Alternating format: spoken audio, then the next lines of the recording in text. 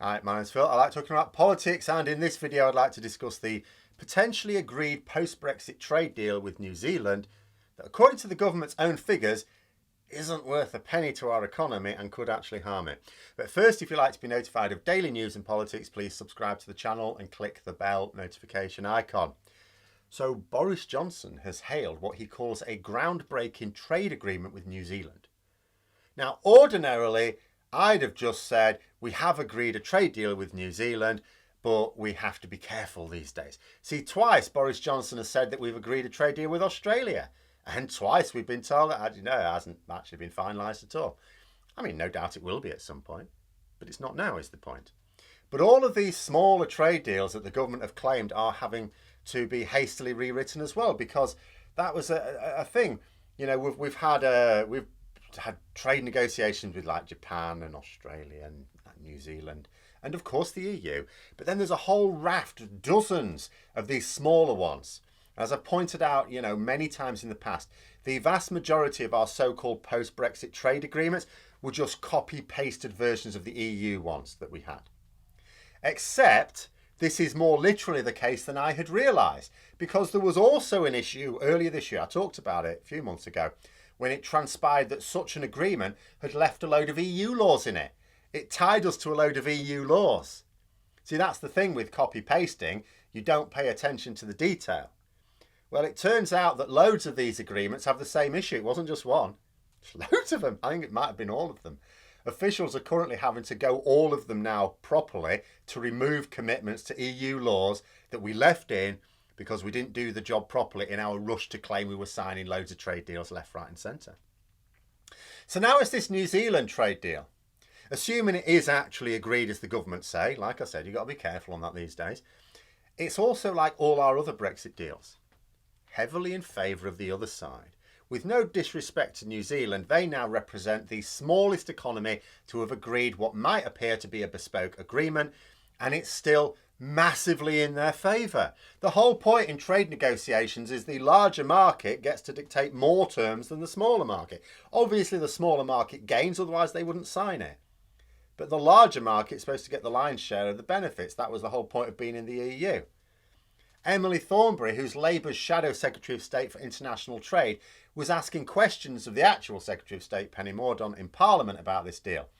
Thornberry quoted the government's own paper that revealed that as a result of this agreement, New Zealand will increase their exports to the UK 5 times as much as our exports will increase to them.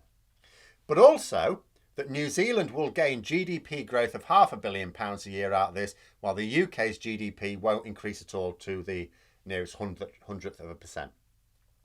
Thornberry asked if these figures were correct. Now, I'll get on to what Mordaunt tried to say in a moment, but shall we just say, for now, she did not deny the figures.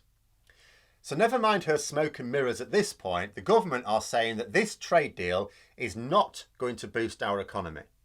We know that it is going to undercut our farmers, just like the Australia deal will and the US deal eventually will. And I don't mean that as in, well, if you consider that New Zealand will export a load of agri-food, of course our farmers are going to be hit because it will undercut them. I'm not talking about empirical thinking. The government's own paper says that farming jobs in the UK will be lost as a result of this deal. Not in general, as a result of this deal, jobs in UK farming are going to be lost. In return, we get nothing that translates into a boost in GDP. Any small gains are swallowed up by losses. In fact, there's even a suggestion that the figures show that this deal will shrink our economy. There is a scenario in which it's actually worse for our economy than nothing at all. I mean, look at this page of the government's economic impact assessment. This is from their paper. Look at all those zeros. There's a couple of small minuses in there as well.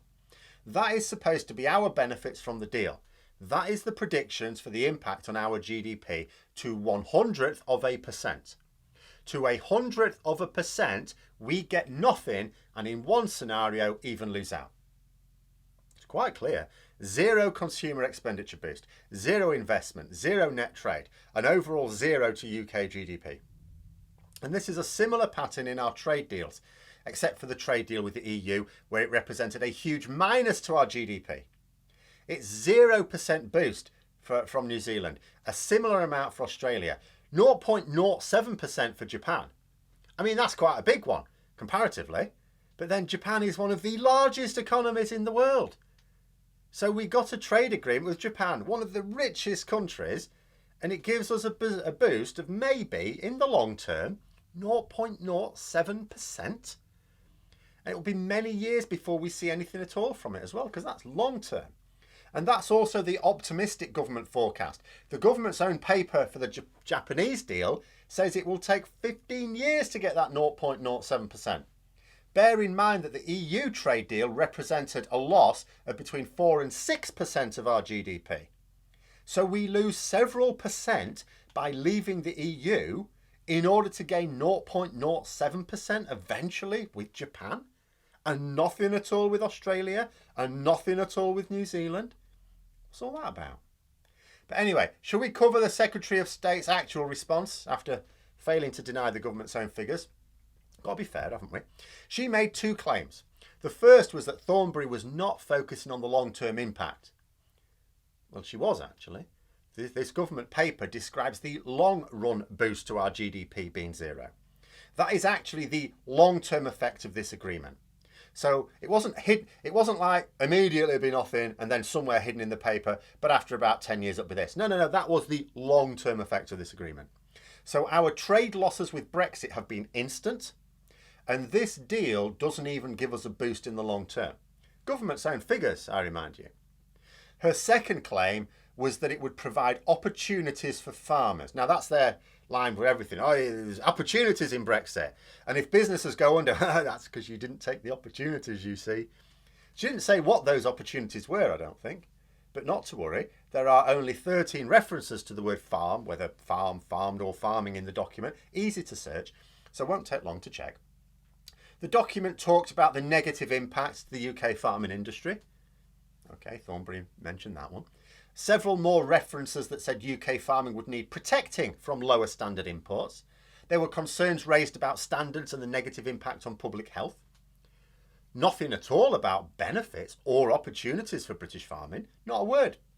Every single reference to farming in, I repeat, the government's own paper on the deal, not an independent paper, the government's own paper, paints a picture of only negative impacts to both the farming sector in this country and wider public health concerns.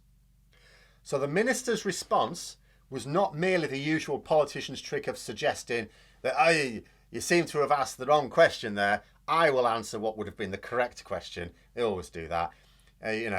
She flatly contradicted her own department's paper on the deal. A less charitable view of that could be to say that by contradicting a paper that her department had produced, she's even potentially lied to Parliament. Because which is wrong, the minister or the paper? She didn't say the paper was wrong, so she's saying she is wrong. She's saying she said something wrong deliberately in Parliament. But of course that seems to be par for the course these days. But I'll link the government paper in the comments below, of course. By all means do a search for farm and see for yourself. The economic impact is on page 54 if you want a closer look without having to search through the whole thing. If you want to take a closer look at all those zeros, that is. So as to Boris Johnson's own hailing of the agreement.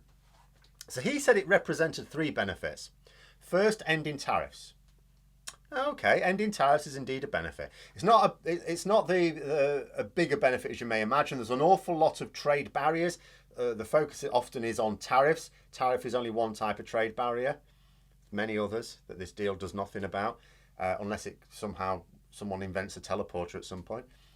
But ending tariffs, okay, that's a benefit in objective terms. But given the nature of trade between the UK and New Zealand, it's not actually a benefit to us. It's a benefit to New Zealand, but not to us. His own paper makes that clear. But I have to be fair, he didn't actually say in the tweet that it was a benefit to us. He just said it was a benefit. Okay, fine. It's a benefit to New Zealand. Second, he said it would cut red tape. Now here I do have to take exception, because here's the thing. It's like, is that a benefit then? Cutting red tape's a benefit. If red tape is bad and cutting red tape is good, then Brexit is bad, objectively so.